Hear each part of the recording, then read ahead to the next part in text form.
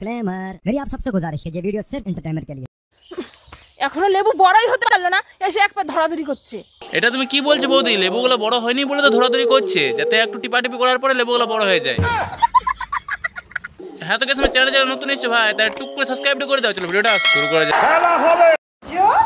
আর বীর্য যে টিকিয়ে রাখতে পারবে সেই আসল পুরুষ, বুঝছো বন্ধুরা? আমি তো বুঝতে পেরেছি বৌদি, কিন্তু টিউকলের ফাঁক আর কুয়ার ফাঁকের মধ্যে অনেক পার্থক্য আছে। যদি টিউকলের ফাঁক থাকে তাহলে বীর্য ধরে লাভ আছে। সঠিক বলেছে। না ছাড়া কুয়ার ফাঁকে আর কি বীর্য ধরে রাখবে, সব তো পড়েই যাবে। বলেন কি?